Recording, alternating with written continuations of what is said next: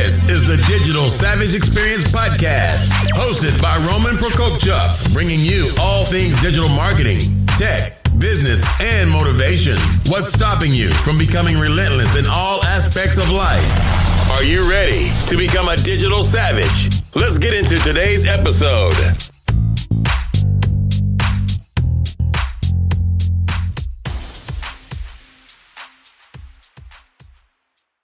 Hey everyone, this is Roman Prokopchuk, and this is the Digital Savage Experience, Episode 9, Company Culture. Well, company culture is really important. It's kind of the bedrock or the building stones of a company, and at the core of that are employees, how employees are treated, what it's like to be an employee at a company, the family atmosphere or lack thereof, different PR efforts that shine a light that it's the best place to work, but it actually isn't. So I want to kind of break down some of my experiences and people close to me in terms of what they dealt with at companies and things to look out for if you're starting your own company, you have a company, you work for a company, you're interviewing, and you potentially have a company in mind, some of the things to look out for. So not only am I the digital savage and I've started Nova Zora Digital in 2012, but currently I'm also head of digital marketing for QueBIT Consulting, a business analytics consulting firm that does things like business intelligence, demand planning, and things of that nature, helping clients with a lot of complex business issues and delivering a lot of value. Here, it's actually one of the best places I've worked at in terms of company culture. I think everyone is there whenever anyone needs something in terms of asking a question, collaborating on things, being friendly. The executive team actually cares, so I think things like company culture starts from the top down, and you have to be kind of genuine about it. There are a lot of companies that put a lot of stuff on social media that they're there for the company. The company is a great place to work, but it's all smoke and mirrors. None of it's really true. You can tell by some of the employee reviews that are dominated by negative upon negative experiences. But at QueBIT, that's not the case. QueBIT also has a higher than average retention rate in terms of years of employment for a lot of the consultants because it is like a family. The atmosphere is very good. There's a lot of perks. People are valued. People are actually given room to grow and make mistakes, but actually learn from them as well. So I've been at QueBIT since last March, and throughout my whole experience, everybody's been nice. I think I've added value to the company in terms of digital marketing, and I've learned a lot about things, that may not be in my wheelhouse. But through it all, I've always been felt welcome. I've never had a negative situation, so that's actually very important. But on the contrary, there are places that look amazing, but are the most toxic places that you can possibly work at. So I don't talk about companies or people or anything of that nature unless I have facts or personal experiences backing it up.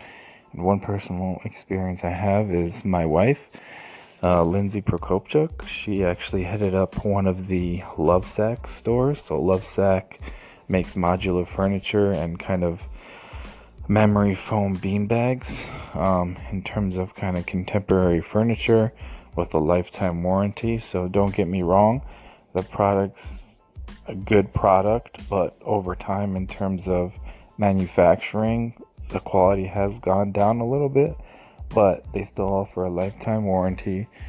The product itself is pretty good, but there's actually a major disconnect between corporate and basically the retail locations.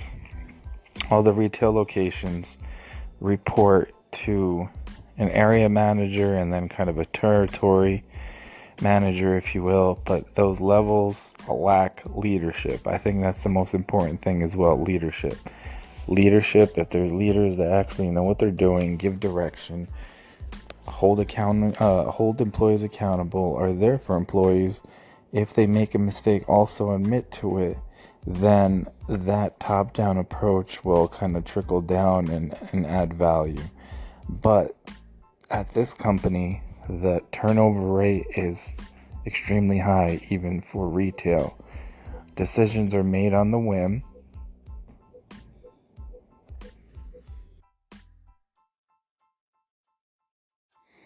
So I don't think you can be a family if you violate employment laws. I don't think you can be a family if you say one thing in a vlog and contradict it on the retail side. You can't be a family if you take product out of a store, try to give it to influencers, and then have nothing to sell in those stores in terms of the holiday season. You can't be a family if you technically ask your employees to lie and make up stories about fulfillment or why orders aren't coming in. You can't be a family if you threaten your employees with termination if they don't come down on their subordinates or they don't meet specific sales quota. You can't be a family if you turn employees against each other.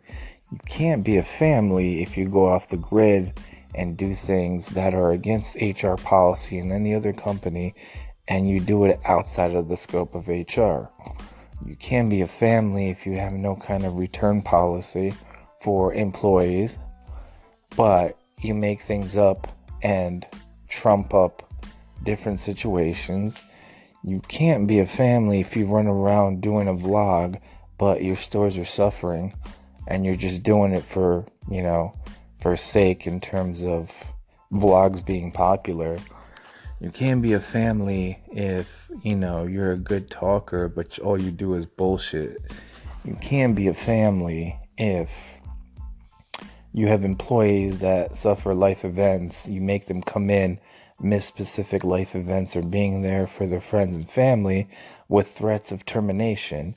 You can't be a family if you practice pregnancy discrimination in your company. You can't be a family if all these things happen. You can't be a family if all you do is throw together one big party for PR sakes and for other people that sip the Kool-Aid and think no one else will notice. You can't be a family if your company's been in bankruptcy and you have not taken care of your employees through all those in and outs.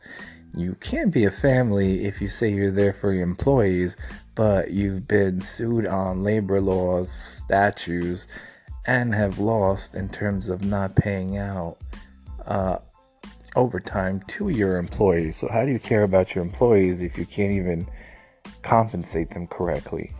You can't be a family if all you do is care about profits and reaching a IPO.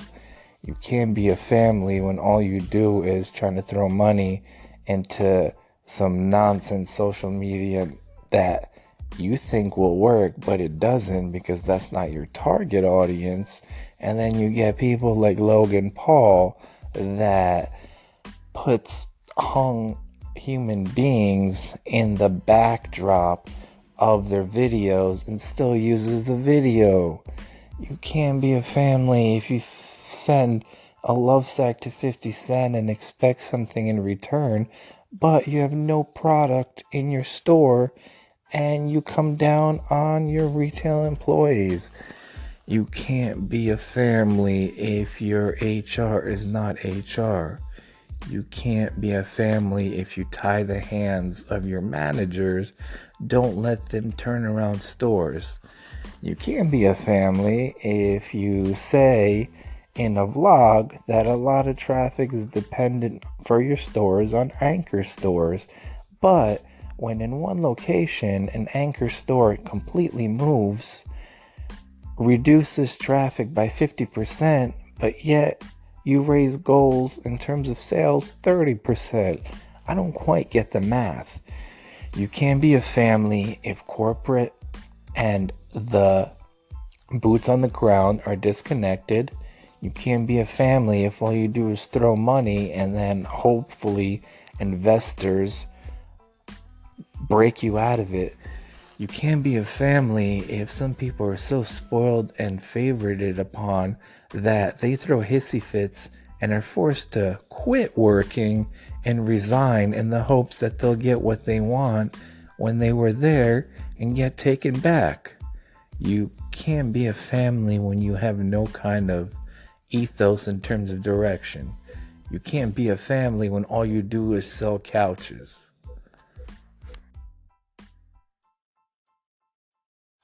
You can't be a family if everything you do in the public eye is a smoke screen. You can't just make vlogs and expect your company to turn around.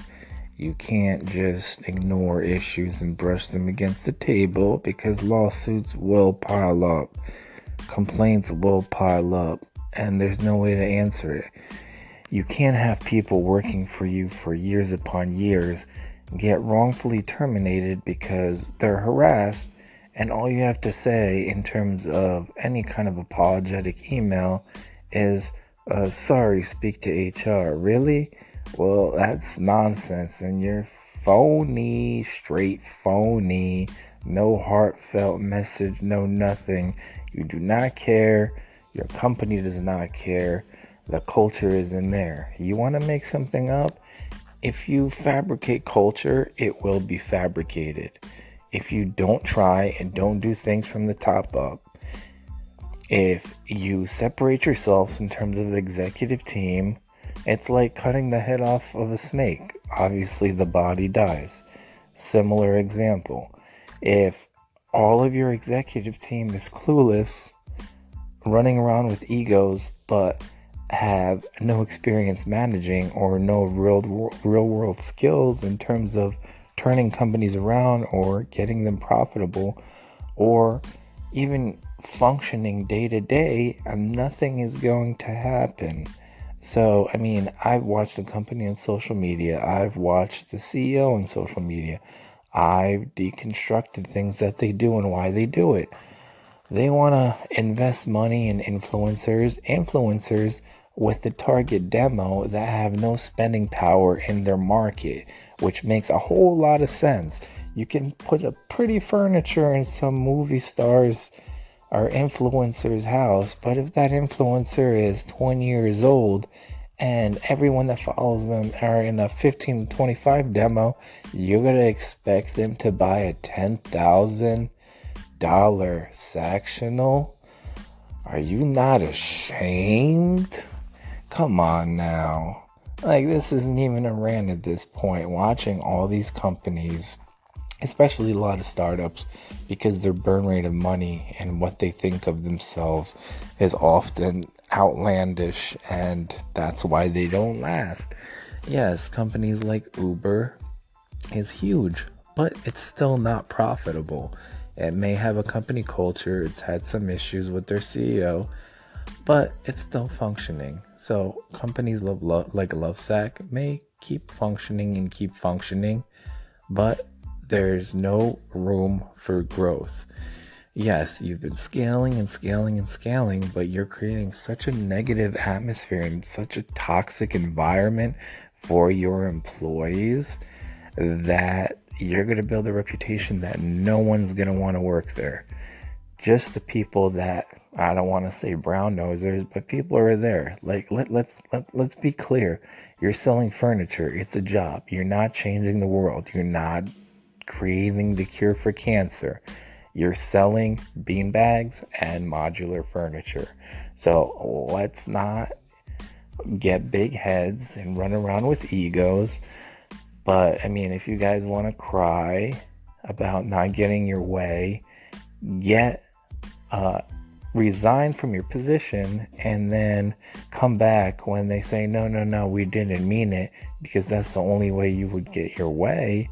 Then, that's cool. That just shows what that disparaging gap is between, your regular employee and then the employee that, is in the little clique, is drinking the Kool-Aid, is there, will jump for any situation, wrong or right. But when actual people come in, bring ideas, try to change stores around, try to change the culture around, have formal training, offer help, train other managers that are coming in for other stores, things of that nature, then, you're the bad guy and you try to get pushed out. Well, I mean, this actually podcast is kind of close to me in terms of, family, being in the situations, but I can go on for so much more.